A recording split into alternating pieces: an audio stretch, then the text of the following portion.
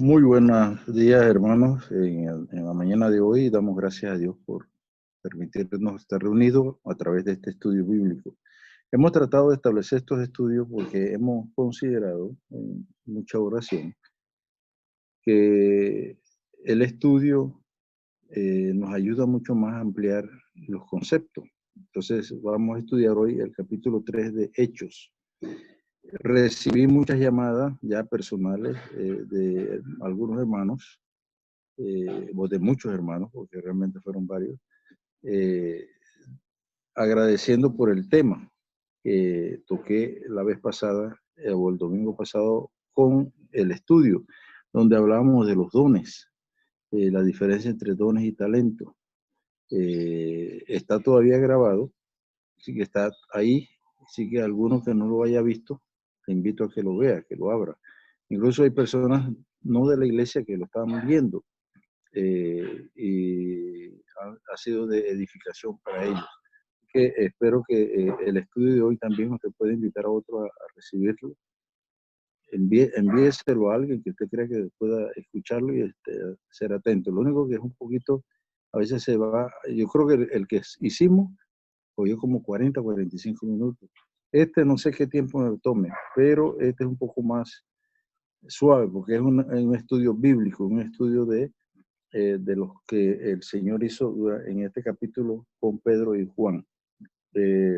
Posteriormente estaremos preparando otro estudio. Alguien nos pidió, y asimismo voy a pedirle a ustedes que se unan en esto, que el estudio que usted cree que debemos dar, díganos para ver qué podemos hacer para sacar el estudio. Estoy preparando ya algo sobre escatología, y eso lo estaremos compartiendo para el próximo domingo, si es que no han abierto todavía los templos. Pero aún en eso tendríamos que pensar ahora qué vamos a hacer, porque aún con el templo abierto, muchos hermanos no están procediendo a venir a la iglesia. Pero no sé, vamos a ver qué hacemos. Seguimos orando por eso, seguimos orando por ese grupo de hermanos que no ha llegado al templo, a pesar de que el templo está abierto, ¿eh? Entonces, ahorita no podemos reunirnos, porque lamentablemente las autoridades consideran que no debemos tener el templo abierto. Pero ahora vamos a hacerlo así. Capítulo 3 del libro de los Hechos. Cuando usted lee el libro de los Hechos, vamos a ver algunas cosas. Algo importante, importantísimo dentro de la palabra del Señor.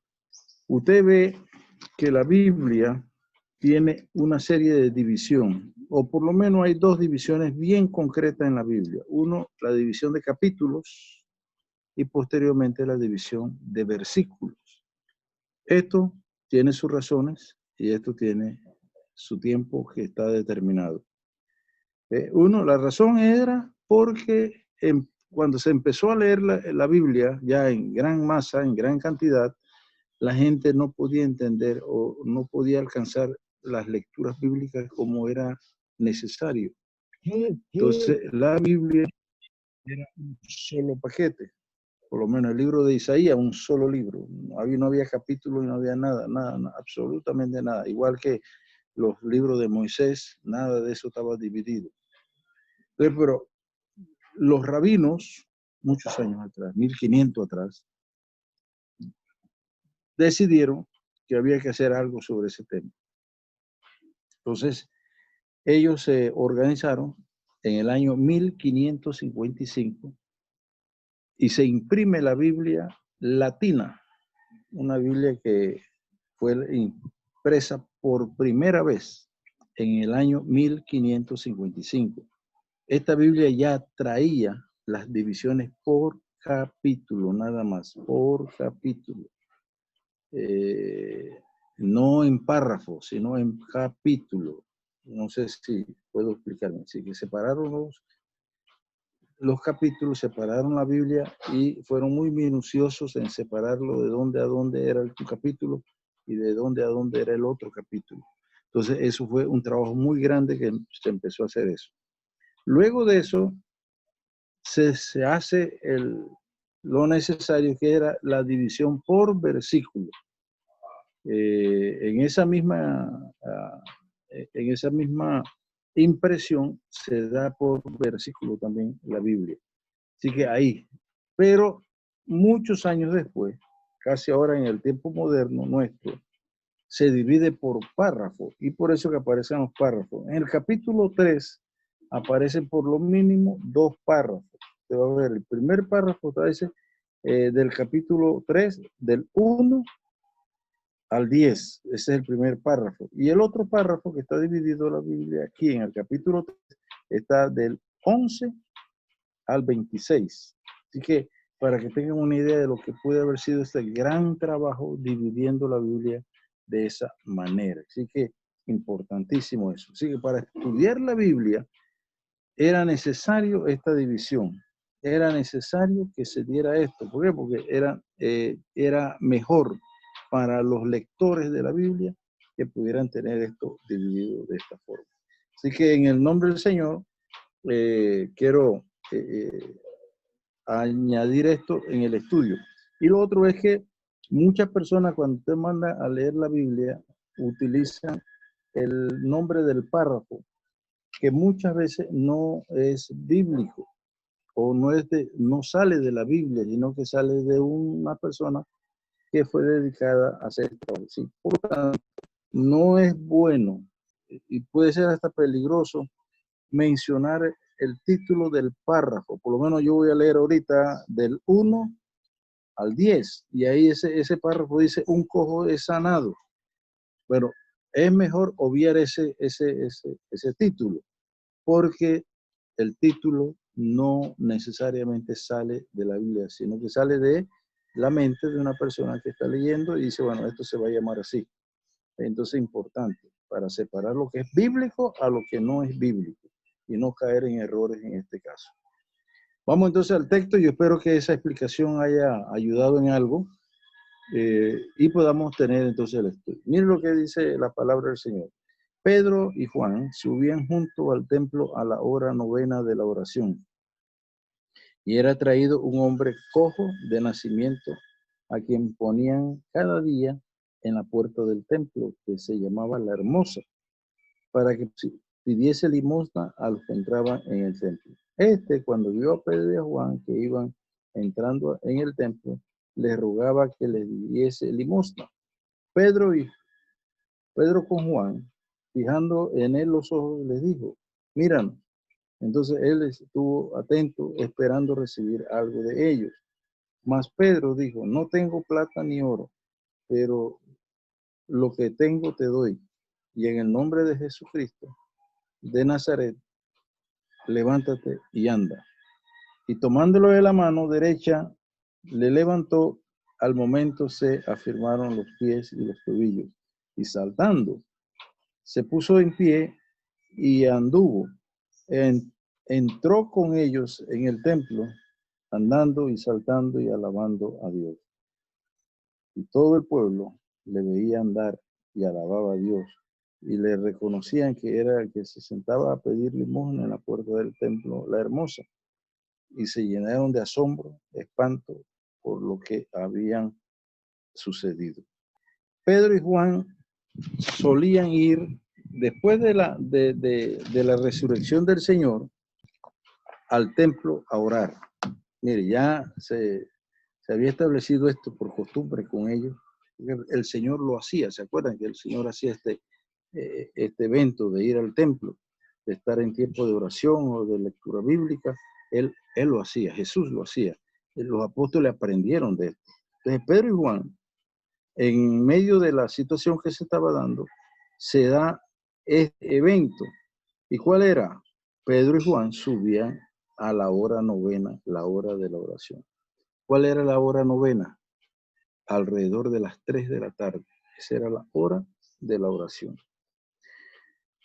A esa hora traían a un hombre cojo de nacimiento, quien ponían cada día, escuche, todos los días traían a este hombre a pedir limosna. Ese era el negocio de este hombre, a pesar de que pues era una situación que tenía él, ese era un negocio que él tenía de poder pedir limosna, era su manera de sobrevivir.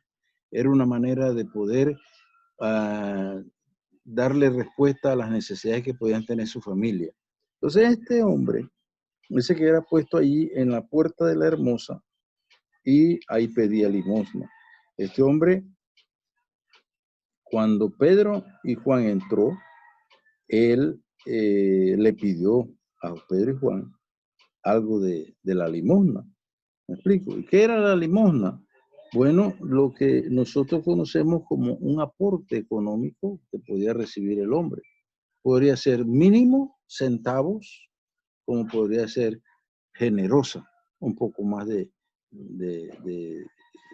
dinero, más que de un centavo. Entonces, ellos tenían por costumbre estar pidiendo limosna en el templo. Este era un cojo.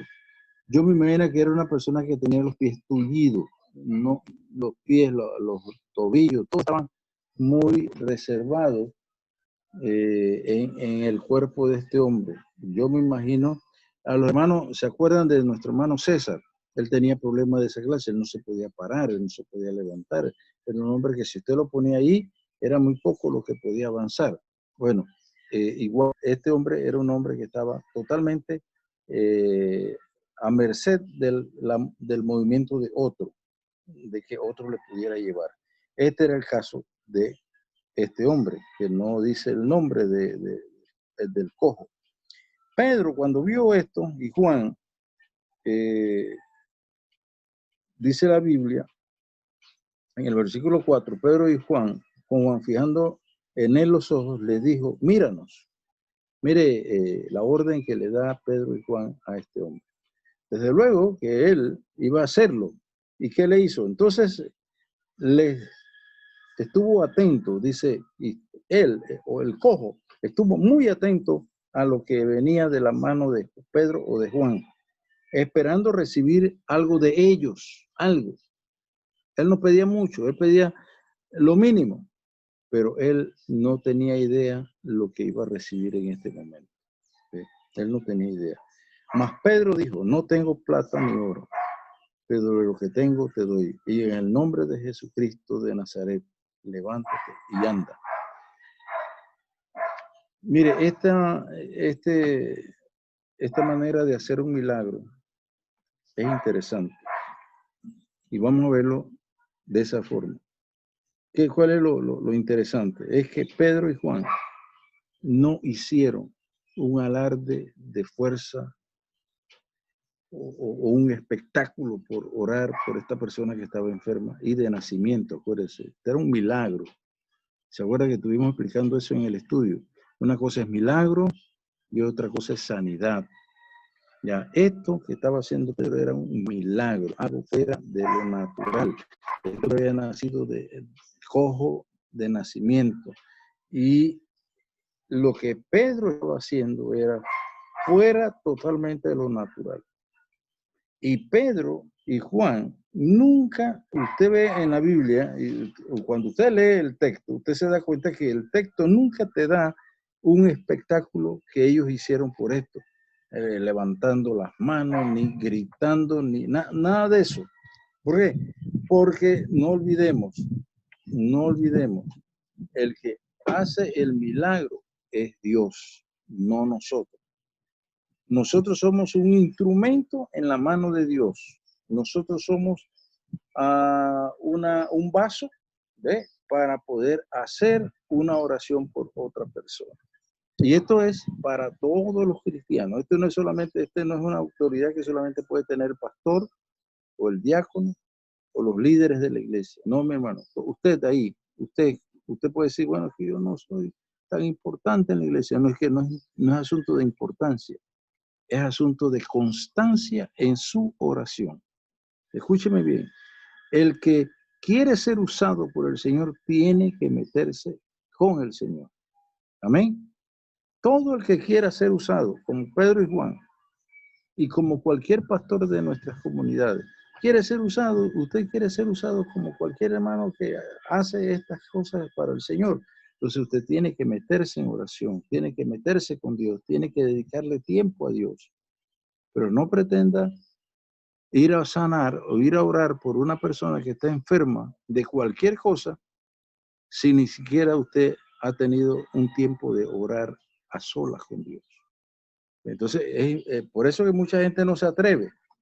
No se atreve hay consecuencias, hay cosas que pueden suceder en la vida de cualquier persona que intente hacer esto, porque está vedado para la gente que anda con Dios. Esto es lo único que pide Dios. Esto está vedado para la gente que anda cerca de Dios. Y no es fácil, mi hermano, créalo que no es fácil. Usted de una manera o de otra se desvía o se distrae o cualquier cosa, entonces ocasiona este problema. ¿Ve? Entonces es importantísimo.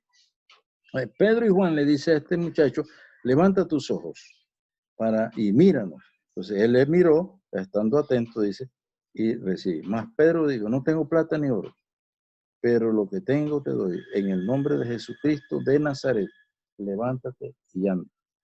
Aquí da un toque, creo que una de las primeras veces que da este toque la Biblia, en este caso los apóstoles, el primer toque que da se da en este sentido, en el nombre de quién se debe orar.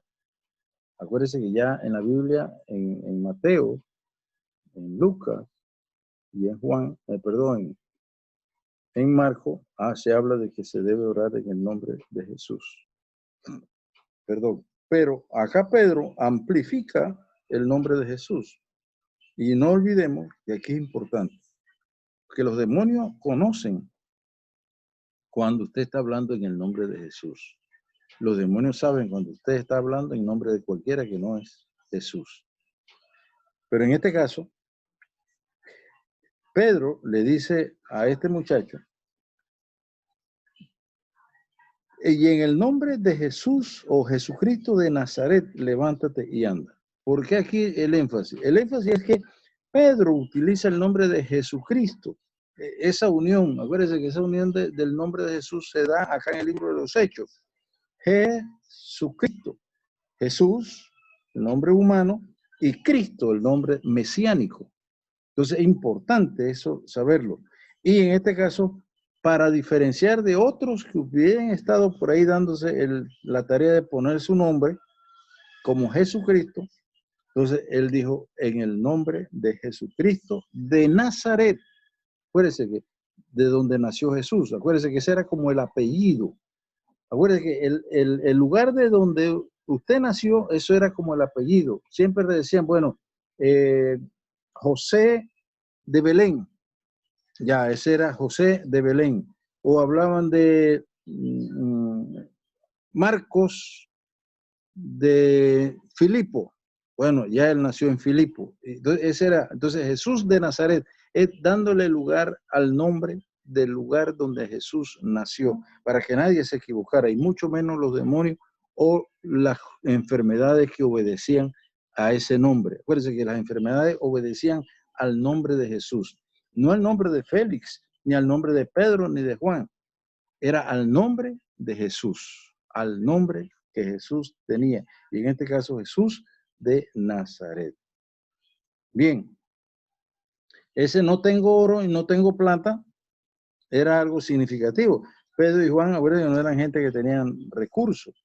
Entonces dice la Biblia que estos hombres, Juan y Pedro, tomaron de la mano al cojo y él dice, enderezando, dice, me gusta mucho eso aquí, o afirmando los pies y tobillos.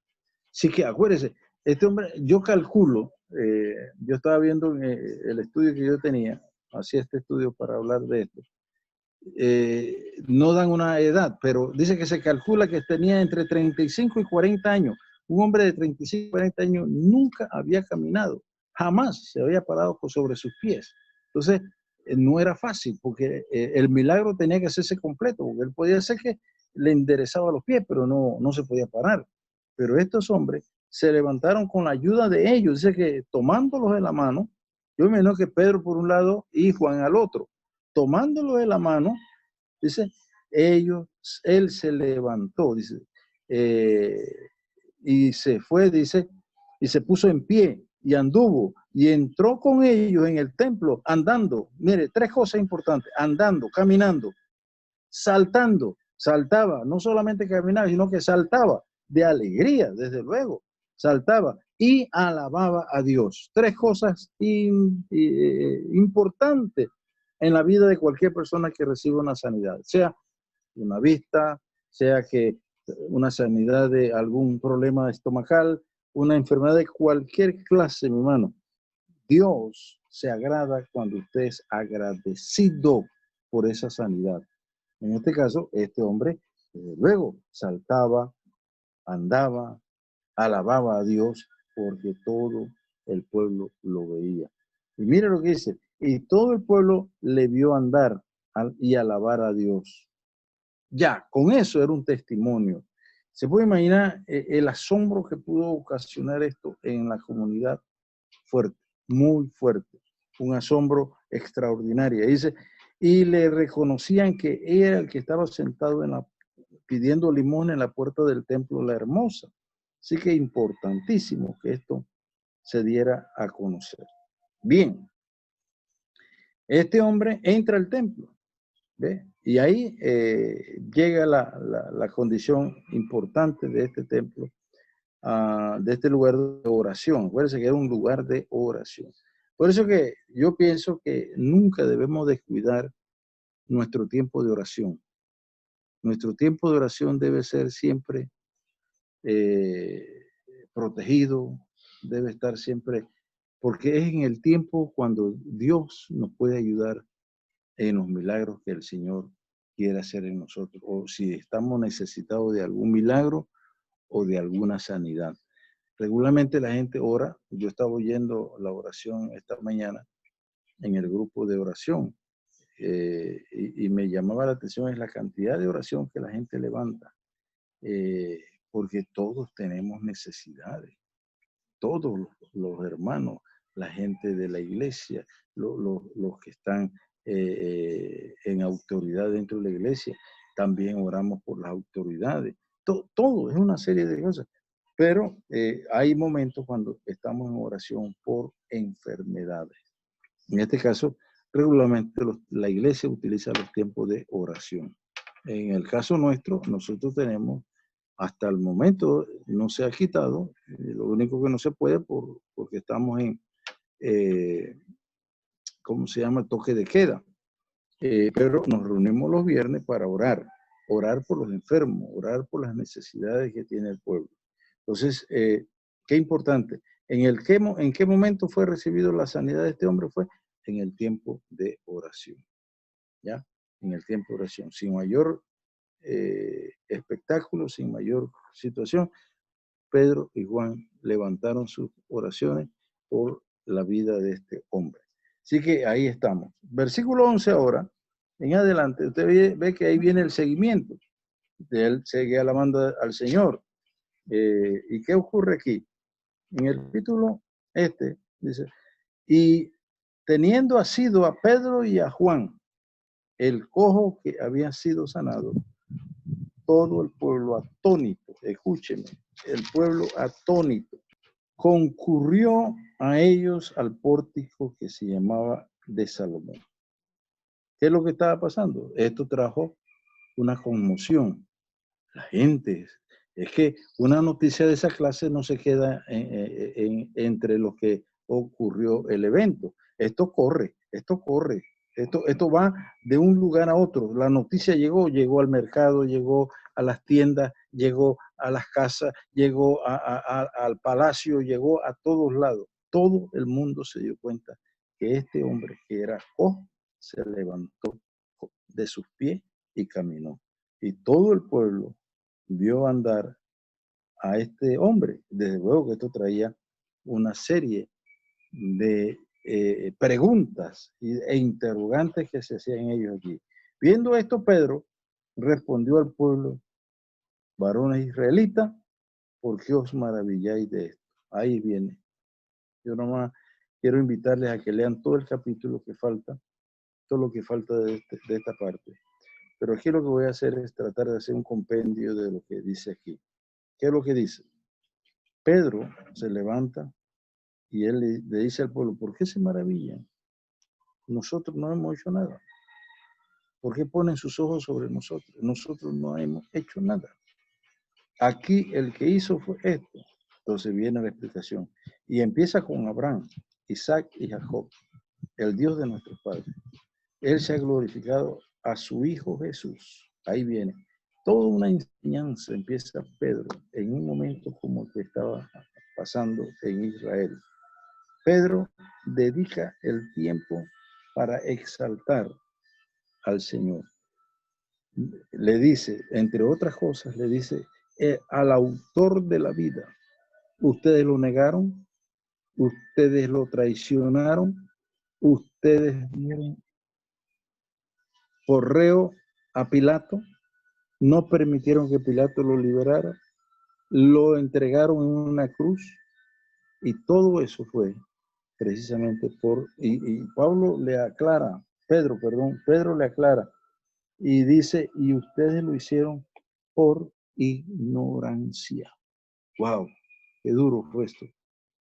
Esta situación, claro que ellos se conmovieron con toda esta palabra que estaba diciendo Pedro. Acuérdense, Pedro no está hablando por hablar, Pedro está usando la palabra misma y Pedro le está explicando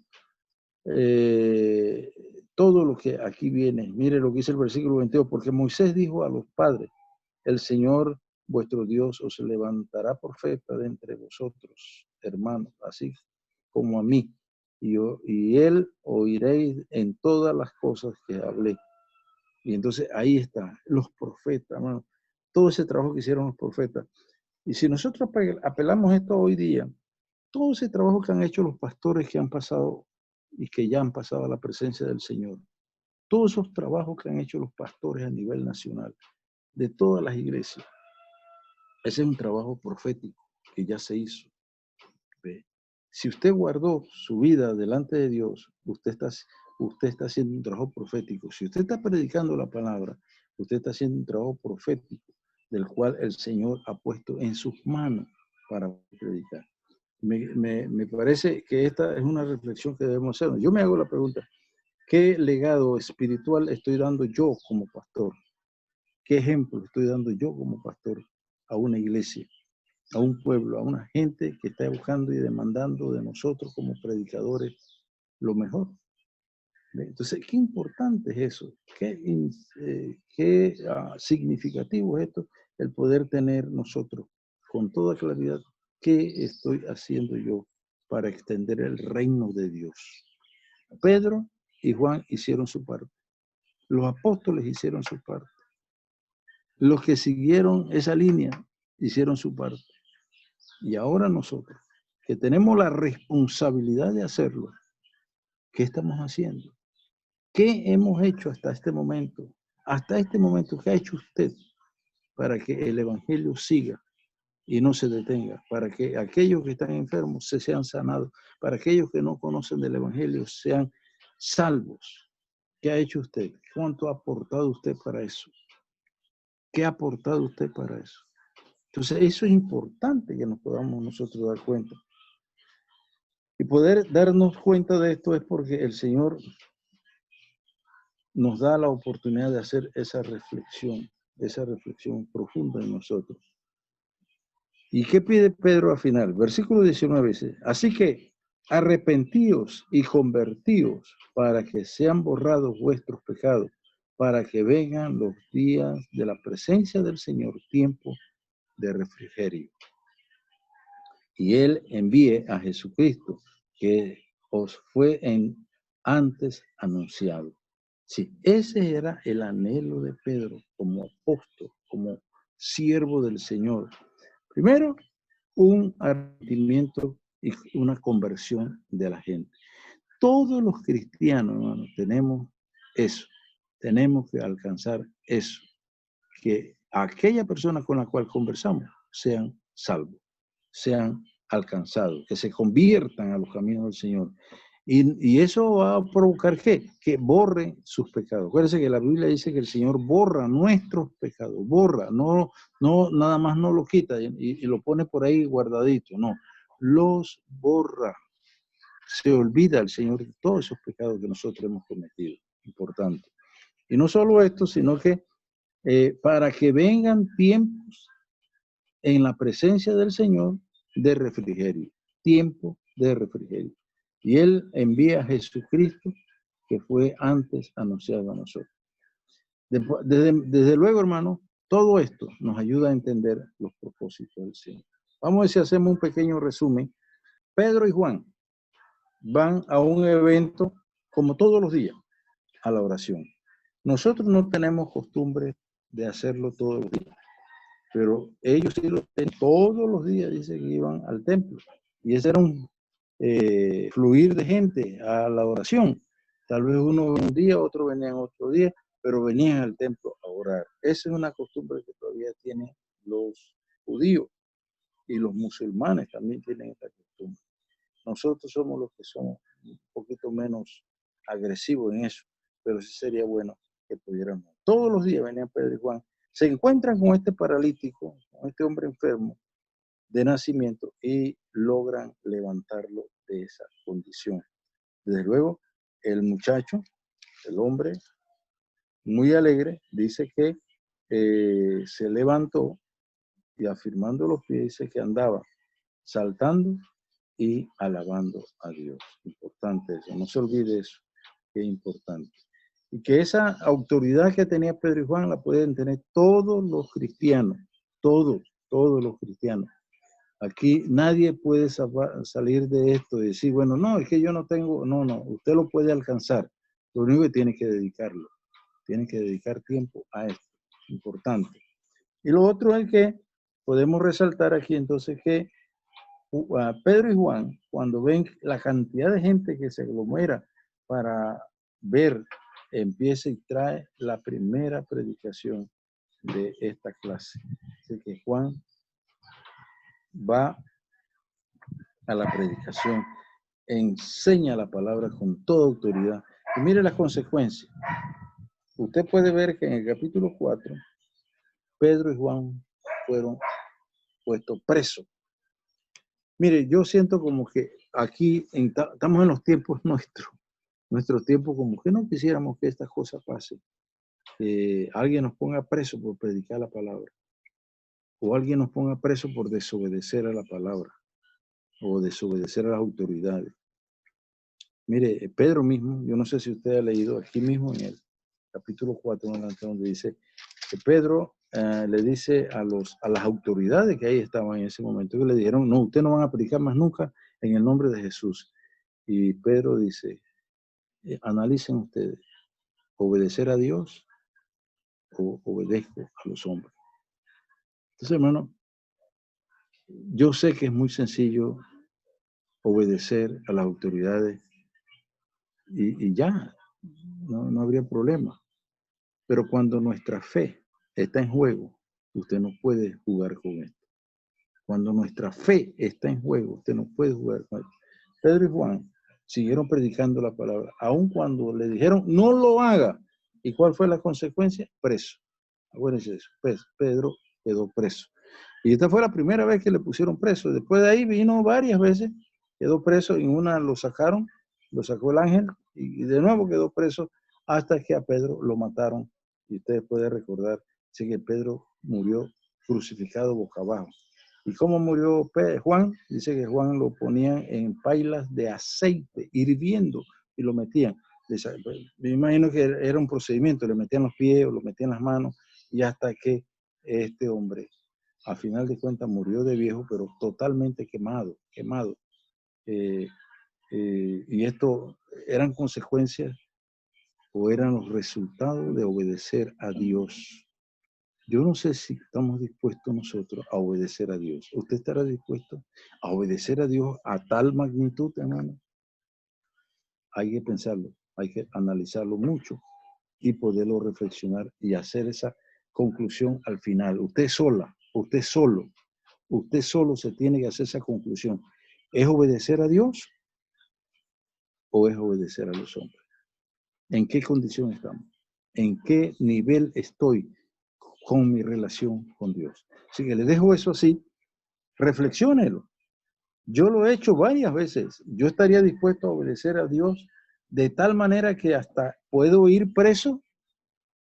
Bueno, Sería bueno saber eso, pero ¿cuándo me voy a dar cuenta? Cuando yo tenga que tomar decisiones sobre ese tema, ¿ve? Sobre ese tema. Por lo menos hemos estado haciendo algunas cosas que sé que a algunos no les gustan, pero la palabra nos enseña. Obedezco a Dios, obedezco a los hombres. ¿Qué le parece? Dice que Pedro, cuando desafía a las autoridades, a Pedro simplemente lo pusieron preso. Así que espero que el estudio haya sido de bendición, capítulo 3 del libro de los Hechos, y sigue estudiando la Biblia, hermano. El otro domingo vamos a hablar de la escatología, un tema muy interesante. Si usted tiene alguna pregunta, llámeme, hable, hable conmigo, converse conmigo. Estamos para aclarar, estamos para ayudar, estamos para darle ese procedimiento de la palabra, del estudio de la palabra. Así que es importantísimo darle lugar a la palabra del Señor. Dios le bendiga ricamente. Gracias a nuestro hermano Abel, que está siempre pendiente de este trabajo. Espero que ustedes puedan tener un buen tiempo en casa y poder estar con su familia.